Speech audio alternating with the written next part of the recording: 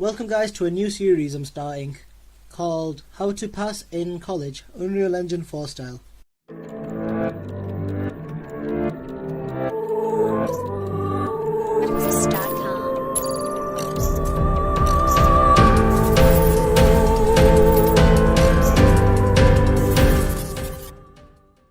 And what this series will include is the basics of Unreal Engine 4, such as creating your own game or level, the UI, so how the software looks, and blueprints, which is essentially the coding of Unreal Engine 4. The point of this series will allow you to get a pass, merit or distinction level grade if you not only follow along but add in your own content. So I don't know how other colleges work, but in this college the best way to do it is just follow the brief given, and ideally you want to do at least 2 to 5 objectives to your game. So what I'm going to be doing in my one, which you're more than welcome to follow along, is I'm going to make a third person character game. And now a tip that I learned in university is not to make a walking simulator. So if you just start from point A and your objective is just to go on top of a mountain, which is point B, that's not really going to get you a good grade, nor is it a fun game. Nobody's going to play that. Essentially think of yourself as an indie developer where you're building your own game, so you need to sell it. So let's start. What we can do is, if you see on the top, these are what Epic Games has to offer, so we're going to be focusing on Unreal Engine. Now this one here is a very popular game a lot of people enjoy, called Fortnite. Now Unreal have actually made quite a lot of games and still make games, as well as a lot of game companies and indie developers like to use Unreal Engine. So let's see what games they've made. So as I've said, they've got Fortnite, the old timers will know of Unreal Tournament, that was a good game. And you've got the Gears of War series, PUBG, obviously Fortnite's competitor, and they're releasing Tekken 7, which looks pretty good. So the way we do this, before I'm going to launch Unreal Engine, let's have a look at the marketplace, because if your college says you're fine not to use your own assets because you might be low on time, or you're getting marked for the game and not the asset creation, then it's perfectly fine to go into the marketplace and just download whatever's suitable towards your game. So what I do is I would go to the free section. Obviously, unless you want to pay for your own things, you're more than welcome. But Unreal offer a lot of really amazing free goods that you're more than welcome to implement in your game. Just do remember though, if you are implementing these, please put these into your logbooks that you've taken assets from the marketplace or external sources, because you don't want to be essentially done for plagiarism, and this is the way you would counter it. And I would also recommend asking your teacher just in case. Okay, so as I said, Unreal have a lot to offer. And you just add it to your cart and you just download it. Pretty good stuff. Yeah. So the ones I would recommend is, if you're making like a city game, Soul City is awesome. You know, if you're making an outdoor game, Soul Cave is awesome. What else do we have? Oh yeah, the Infinity Blade packs are fantastic. I've seen previous students use this one, and the games they made is phenomenal. So yeah, the one I'm going to will be using is the open world demo, because I'm going to be showing you on how to add foliage into your game, just to create more of a homey, actual dynamic game. So let's start then. The way we would first do this is, if you've downloaded anything, as you can see I've actually got quite a few stuff, is all you would do is you would find it, so add to project, and then you just select it here and add project. I've already done this, I believe, so yeah, we'll get on with it afterwards. So yeah, so now we can finally launch Unreal Engine. Now you would need to find out what your college or university is asking you to use. if you're limited or restricted on whatever engine. As for myself, I'm just going to be using 4.19.2. So yeah, let's get it open. So once it's opened, you're going to have reached a blank screen called New Project. And now, like I said earlier about making a walking simulator, nobody wants to do that. But that doesn't mean you should stay away from third person or first person. You make what you want because it's your own game. I'm going to stick with, where is it? The third person shooter. Not shooter, sorry. I'm going to start with third person. And then anything whenever you save your game, it's automatically going to go to your name, and then documents, and then Unreal projects. Ideally you want to name your projects, so something like my game or my first game, etc. And most importantly, please have starter content included. If you have no starter content, everything's going to be a lot more harder. So guys, when you first open up your level, it should look something like this. Now, what we're going to focus in for now are the places on the top left, landscape, and foliage. And as well as when you first open the game, like I said, when you open up Unreal Engine, Epic Games, and when you download it, you'll get all the starter pack stuff, all the downloadable content you've had added onto your content straight away. So as you can see, actually, if I just press on the kite demo, which was the environments one, then I can go onto environments, I don't know, cliff 1, and just plug and play that onto here. All you have to do is drag and drop, and there you go. So if I press play, which essentially plays out the game, we'll be able to see it. So that is my cliff essentially. So what we'll do is we'll delete that. So like I said, you just drag and drop it. My PC is not the best, so obviously the better your PC, the faster everything will render. Now, the way I like to start any game is, any of my Unreal projects, is I just like to get rid of all of this stuff. So imagine you're playing a game. The way you do this is you just press, the way I do it is WASD to move, straight forward, left, right, and the camera angle controls where you will go in. If you use your mouse cursor and you speed it up, you'll be able to go really fast, as you can see. Now if you go down, it'll go really, really slow. So you just have to find your sweet spot. Okay, so let's get on with it. So first of all, the way I like to do this is initially your bear with me. Yeah, your world outline might be extremely low, so you can just drag it to where you like. So what I first off like to do is I just like to delete everything, all the static meshes. So by doing this, you just click on the last one, so in this case wall 11, then shift, click, select all of them, and delete button. Sometimes if you just delete the folders, sometimes it doesn't all delete, so I just like to do it manually, as I just trust myself. So then once again, let's get rid of this cube, get rid of this third person.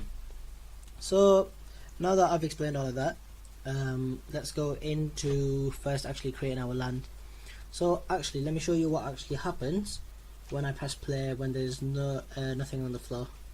It's just gonna fall and then he dies. So let's do that. So let's first build our landscape. So you just press the landscape button, you go to material, find whatever you like. I've already selected ground grass because it's just like the default grass one, and since I'm going to make it like an outdoor game, I'm more than welcome. I'm happy using that. But you're more than welcome to use anything else, gravel, moss, there's quite a lot of environments. If you're making, like, I don't know, you're in Jupiter for example and you want to make a gold earth planet, go for it. It's your game at the end of the day. So yeah, so that's selected. And then we'll press fill world and create. So we'll just let that create, import its land. So now what shall happen is I'm able to now walk on the floor. So that's the first part done. Now let's go back into places and just give a quick little brief to what everything here is. So if I press the basic button, which is already selected, I'll just get all, like, some are random and some are important to the game. Now you can get you know, you can add like another character, for example, but you need to blueprint it. You can add like just basic shapes, you know, like cubes. These are pretty useful actually if you want to like make invisible walls, etc. So the way I did that was I just grabbed a cube or whatever object you want, and then it'll automatically come with the move tool, so I can move it, you know, through the y-axis. If you look on the bottom left of the screen, you'll see what axis you're rotating on. So obviously red is the x-axis, so that is the, you know, up axis, and then there's green, which is the side axis. So what we can do then is, if we press Q, it stays on move. If we leave it on, oh, I told a lie. So W keeps it on the move tool. E is for rotation, and R is for scale. As you can see on the top, when I move it, it actually does it depending on the number. That's known as snapping. You can take snap off, but I personally recommend it. It just looks cleaner. And then we have R, which is to scale, you know, if you want to make a wall, etc. So yeah, the next thing I would say are important are the lights. So you'll have the point light, which, you know, if you're making like a dark room, or every game needs a source of lighting, the point light's the best place to go to. Then you have the spotlight, which, you know, if you're focusing on a single area, or for example if you made a lamp, the spotlight's a great light to use. Then we have the skylight, which you don't really need because it already exists in the game. So we can get rid of this. Get rid of this, it's a bit annoying. And then we have cinematic, which are basically the cameras. The one that you'll be using, I believe, will be the Cyan camera actor, as we used to use something known as the matinee sequence, but now that's considered legacy. So we use something known as a sequencer now. Then we got visual effects. I'll make a video on post-processing, that's extremely important. As well as, oh yeah, okay, geometry is just basically more standard shapes, you know, if you want to make stairs, that's pretty good stuff. And finally, volumes. Now this one's a very important one. The ones I won't be going through all of them, but the ones I'll be explaining will be trigger volume. So what that is if your character is going in front of a door and you want it to open, is what the trigger volume allows you to do. And then there's something else which I've shown you earlier, is when there was no flaw, instead of the character falling forever, infinitely, there was a kill volume. So once he dropped to a certain depth, he automatically killed himself. So yeah, let's carry on then. So now let's actually talk about building the first parts of our game, right? So what we can do is, if we go back to the landscape tool, which is on the top, and we zoom all the way out, we can create some mountains. Now you can create whatever you desire, but first off, I'm just gonna create some, you know, just a couple of mountains. I'll also explain a blueprint on how basically you can change the texture depending on where you are. So obviously now, let's just say we were on top of like Mount Everest. Now there'd want to be snow on the top, rocks on the bottom, and then grass right all the way at the bottom. Now unfortunately Unreal doesn't allow that straight away, and you have to code that in, but it's actually not that difficult. So before we get to any of that though, let's have a look at some of these. So the sculpt one is the primary one that you'll be using, which is actually, all it does is, you know, it just builds it down, and then yeah, all it does is build it really. And then we got the smooth tool, which like makes everything like basically on a level, and the flatten tool, which will just straighten everything out. Control Z if you want to go back. Ramp is an interesting one. So the way you do this is you select one corner, select the other corner, and you write add ramp, and there you go, it's created a ramp. It's pretty good for a racing game, or you know, if you have an objective that you want to do. So I'm not gonna actually create a ramp. Oops. Let's go back to sculpt. And then there's other things like erosion, but they're better when it's a lot more noticeable. So yeah, the other ones are stuff like noise and stuff. It's better when you've actually used alpha map displacement mappings, it's easier to see, and it's like easier. It's like kind of like terraforming essentially. And then we can use. Actually, I won't go into them. Well, so yeah. So now we have essentially just like some mountains and stuff like that, which is a good start for the game. Okay. Next on the list is the foliage, and how that works is more or less, instead of manually putting a tree one at a time, I've seen students do this and it's excruciating to watch because they're just going to be there forever. All you need to do is, ideally you want to have low poly assets, as you know, these default ones can get very high. For example, look at this hill tree one, it says it's 49,000 tries. That's not really worth it, you know, because it's going to really lag the heck out of your game. So small assets is more than enough. But if I can show you, so what we can do is, if we get this tree stump, let's see what happens if I first drag and drop it. Doesn't crash my game, hopefully. Sorry about that. I guess the stump actually crashed my game, so I just had to restart it and just redid everything just in a 2-second job. But that brings me actually up to my next point, and the most important point, way beyond coding and everything. And a student should never forget this. Nobody should ever forget this lesson before it's too late. And trust me, it's always going to be too late, and you won't, and you'll have no clue. So I will always reiterate this: always save your game, your level, save everything, and just to be sure, always make a backup copy of it. So what I do is, first is I'll just press save current as. This is the first time I'm saving it. And I'll call it my level, so then it's my game. I'm just going to call it. So then it's going to save it as my game.umap. Let that save.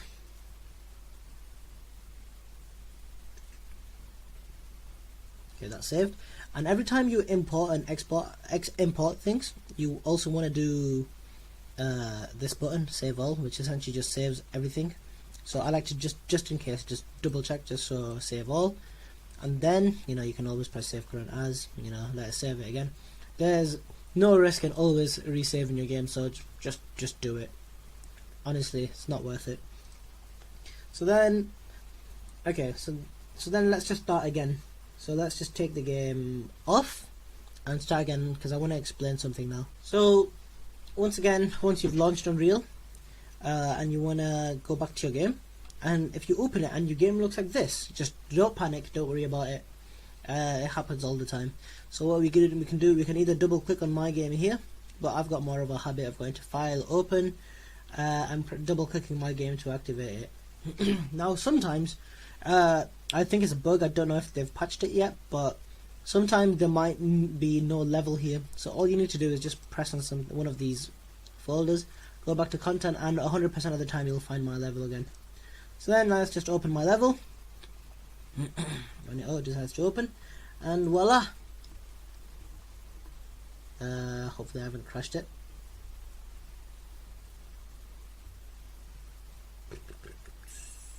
There we go. And there's my game. So yeah, so I believe I've more or less given a general basics on everything just as a starter. The next tutorial I'll make will be on blueprints and variables and how to get started. After that, we'll start finally making I'll make tutorials on actually how to build the game, and then lighting, etc. And then eventually we'll finally have a series collected for you to get distinction. So yeah, don't forget to like, share and subscribe, guys, and I'll see you in the next video. Thank you. Bye bye.